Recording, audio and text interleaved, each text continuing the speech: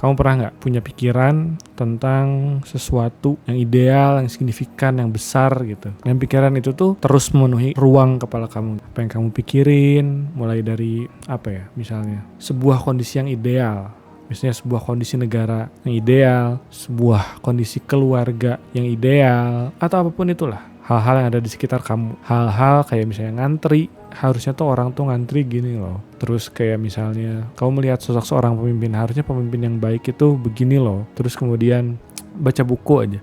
Kamu pikir, enggak deh, kayaknya buku yang benar ini begini loh. Dan kamu terus memikirkan hal itu gitu. Kamu terbiasa berpikir. Kamu terbiasa untuk mencari, kalaupun gak ada masalah, yang mencari-cari masalah di pikiran kamu. Dan aku pun termasuk orang yang seperti itu. Aku sedang atau baru saja belum melewati juga ya, karena mungkin masih butuh proses, fase nikmat-nikmatnya berpikir. Karena kalau kilas balik dulu ke zaman dulu ya, mungkin aku belum begitu benar-benar memakai kepalaku.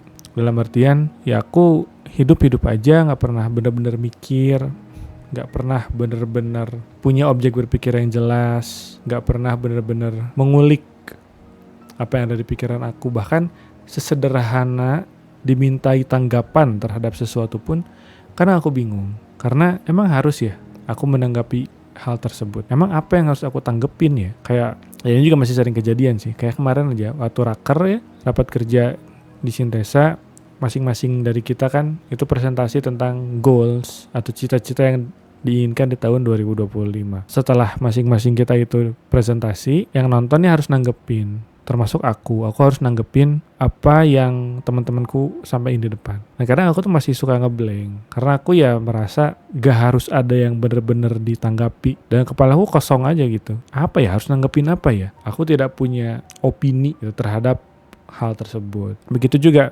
misalnya kalau baca buku, nonton film, ketika ditanya apa yang bagus, apa yang menarik dari buku ini, dari film ini, aku kesulitan untuk menanggapi hal tersebut gitu. Karena ya aku menikmati saja, melakukan aktivitasnya aja tanpa benar-benar engage dengan pikiran aku sendiri, lalu kemudian mengolah apa yang aku pikirkan gitu. Sejak kapan ya? Mungkin sejak tahun 2020 ketika aku sering datang ke Al-En, dulu namanya tempatnya Al-En Co dan sekarang Al-En Sans.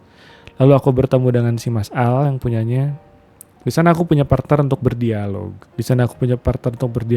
Dan kemudian aku dipaksa ya dalam tanda kutip untuk mengemukakan apa yang aku pikirkan dan aku rasakan.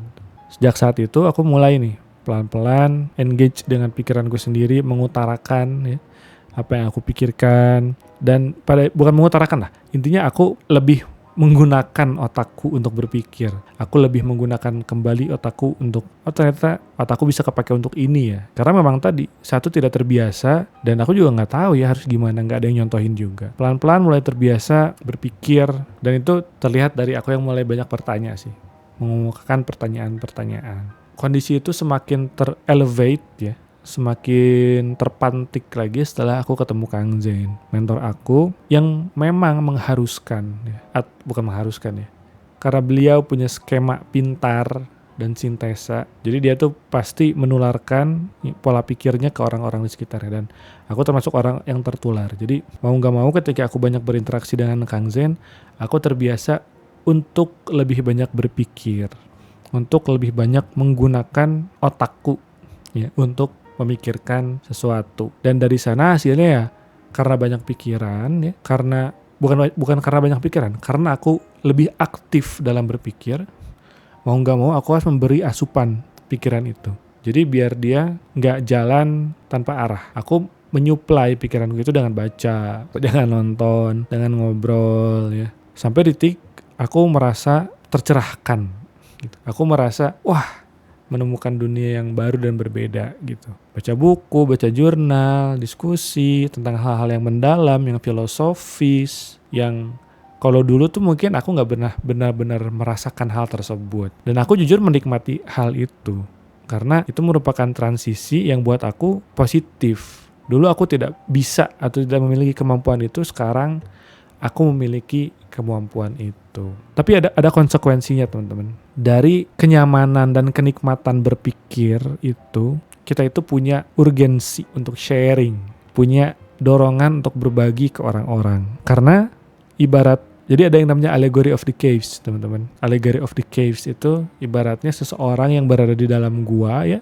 Dia itu terbiasa melihat pantulan cahaya dari luar gua. Jadi selama ini dia itu melihat bayangan dari pantulan cahaya matahari yang ada di luar. Dan dia menganggap hal tersebut adalah realita atau kenyataan. Dan dia mengagumi realita atau kenyataan tersebut. Tapi begitu dia jalan perlahan keluar ya, si bayangan itu kan mulai redup dan dia mulai bisa melihat cahaya matahari yang sesungguhnya. Dia jalan keluar dari gua melihat cahaya matahari yang menyilaukan gitu.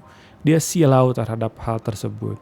Hal yang baru dia lihat, realita yang sesungguhnya. Aku tuh ibaratnya kayak gitu. Dan itu tuh jadi dorongan yang kuat untuk sharing, untuk berbagi apa yang aku ketahui nih. Meskipun orang lain juga belum tentu butuh. Meskipun orang lain juga belum tentu mau dengar dan relate sama yang aku omongin. Sehingga apa konsekuensinya? Jadi orang yang annoying. Aku jadi orang yang menyebalkan, yang nge-push orang-orang keluar. Salah satunya adalah teman baik aku ya Mas Al gitu. Kami sempat berada di state di mana beliau menganggap aku kok jadi gini ya gitu. Karena aku baru ketemu cahaya matahari yang menyilaukan, yang mau aku keluarin pancarannya, aku bagikan ke orang-orang. Orang lain belum tentu butuh, orang lain belum tentu mau dengar, dan orang lain belum tentu relate. Sehingga pikiran-pikiran tersebut mentah gitu. Pikiran-pikiran aku bagikan itu mentah dan bukannya jadi bermanfaat buat orang lain, tapi malah jadi ya nyebelin gitu. Ini orang apaan sih? Karena mungkin tadi ya, ketika kita semakin banyak menggunakan kepala untuk berpikir, ketika kita semakin banyak memberikan asupan terhadap kepala kita, pikiran kita menjadi kompleks. Banyak elemen-elemen, variabel-variabel, istilah-istilah baru yang memenuhi pikiran kita. Karena kompleksitas itu, mungkin kalau kamu udah terbiasa ngomong ya atau mengolah itu mungkin fine atau gak ada masalah. Tapi aku yang baru berada di situasi itu cukup kesulitan untuk mengolah itu menjadi sesuatu yang sederhana. Bukan hanya sederhana, tapi juga melihat kondisi apakah perlu aku berbagi hal tersebut atau tidak. Dan kesadaran ini pun aku dapatkan ketika kemarin raker ya di Sintesa. Aku merasa apa yang aku presentasikan ke teman-teman itu sudah cukup sederhana, sudah cukup simpel lah. Tapi ternyata bagi mereka itu masih sangat kompleks, ribet. Dan dari sana aku berpikir kayak, ternyata memang ada perbedaan ketika kita mengkonsumsi sesuatu dan menyampaikan sesuatu. Apa yang kita konsumsi nggak bisa mentah-mentah aja kita sampaikan ke orang lain dan juga kita berikan ke orang lain. Harus ada proses pengunyahan yang itu tuh dikunyah sampai benar-benar lembut ya, dan kita tuh ngebagiin esensinya aja ke orang-orang, dan bukan hanya ke semua orang, tapi benar-benar orang yang memang membutuhkan. Karena kalau enggak, apa yang kita bagikan mungkin hanya akan melukai mungkin ya orang-orang di sekitar, dan mungkin niatnya baik, tapi kemudian niat itu tidak tersampaikan dengan cara yang tepat, sehingga lebih banyak mudorotnya, lebih banyak keburukannya, ketidakbermanfaatannya daripada yaitu manfaatnya. Dan aku belajar itu banget sekarang, the hard way. Dan aku harap kamu yang sedang berada di fase ini juga belajar tentang hal tersebut, bahwa ada kalanya ya kita berada di fase arogan dengan apa yang kita tahu, kita merasa paling benar dan ingin memberitahu kepada semua orang bahwa kalian salah dan aku benar. Dan itu tercermin ya dari banyak, terutama sosial media sih. Di sosial media banyak argumen atau perdebatan yang unnecessary, terutama di kolom komentar ya. Terutama di kolom komentar yang menunjukkan bahwa ya sesuatu yang tidak harusnya diomongin di sana. Ini tanpa bermaksud judgmental atau apapun ya. Tapi faktanya kan begitu ya, realitanya begitu. Banyak orang yang, bahkan aku sendiri pernah mengalami gitu, bahwa ada orang yang asal nyeplos, yang kayaknya nggak gitu deh. Terus dia hapus komentar itu di postinganku gitu. Ya itu jadi pelajaran besar sih buat aku. Dan mungkin kamu juga yang sedang menonton video ini tadi ya, yang sedang mengalami hal yang serupa, yang mungkin sedang terjebak di hal serupa, semoga bisa segera sembuh dari hal tersebut. Itu satu. Tapi ada hal lain menarik lagi nih yang aku lessons learned-nya lah dari terlalu nyaman atau terlalu nikmat berpikir, yaitu kita jadi sulit untuk action. Kita terlalu terbiasa berpikir secara konseptual sehingga lupa dengan cara mengoperasionalkan hal tersebut. Sehingga kesulitan untuk mewujudkan apa yang kita pikirkan itu di kenyataan. Karena ya tadi, semuanya berkecamuk gitu di dalam pikiran. Semuanya indah ketika ada dalam pikiran. Tapi gimana nih supaya itu tuh tangible, cara itu tuh wujudnya ada, dan itu jadi bukti bahwa apa yang kita pikirkan itu memang benar atau mungkin salah. Maka dari itu, ya namanya pikiran tadi gak bisa nih hanya nongkrong di kepala. Dia tuh harus dibuktikan, diwujudkan di kenyataan. Dan aku belajar itu banget juga gitu. Bahwa selama ini aku masih berada, meskipun aku menemukan cahaya matahari, ternyata aku masih berada di dalam gua gitu. The next cave, gua berikutnya yang kemudian wujudnya apa nih? Jawantahnya apa? Operasionalnya apa? Karena jangan sampai terlalu nikmat berpikir, terlalu enak berpikir tadi. Padahal kan ya hidup ini memang harus dijalani dan mewujud di kenyataan.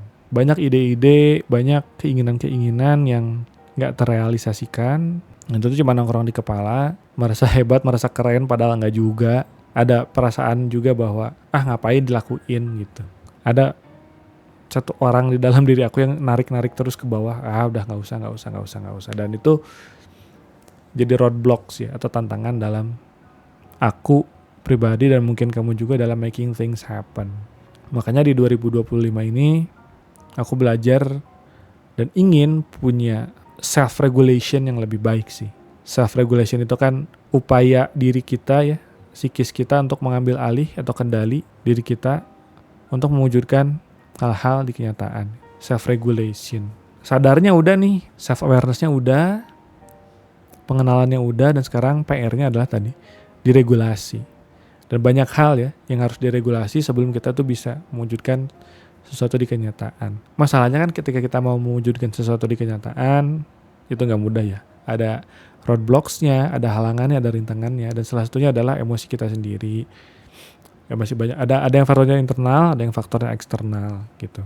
Kalau yang faktornya internal biasanya kan self-doubt ya, keraguan, apa segala macam. Itu harus diregulasi dulu. Ibarat dari kita lagi ada di state negatif, gak bisa tiba-tiba loncat ke state yang positif. Kita harus ada di tengah-tengah dulu nih, di netral, diurusin dulu yang negatifnya, baru kita pindah ke yang positif. Kita bisa loncat dari negatif ke positif, tapi si negatif ini akan terbawa-bawa. Dan kalau faktornya eksternal ya kita harus bisa menjadikan itu sebagai, kalau orang yang tadinya friction jadi support. Hal-hal seperti itulah. Kamu pernah gak alamin hal kayak gitu? Kalau pernah, yuk semoga di 2025 ini kita bisa sama-sama bareng ya, buat mewujudkan pikiran kita di kenyataan. Gak cuma nyaman sendiri, gak cuma nyaman di pikiran, tapi juga kita sanggup membuktikan itu kepada diri kita sendiri terutama ya, dan orang-orang di sekitar kita. Kalau kamu masih bingung juga gimana caranya, yuk main ke Sintesa Wellness Center, konseling, dan urai masalahnya bareng-bareng. Atau kamu bisa ikutan Writing for Wellbeing ya, yang di bulan ini juga, di bulan Januari, di mana aku bakal memandu kamu untuk menumbuhkan self-awareness yang lebih lagi. Oke, gitu aja video kali ini. Aku Edith Siregar pamit. Sampai jumpa di video berikutnya. Assalamualaikum warahmatullahi wabarakatuh.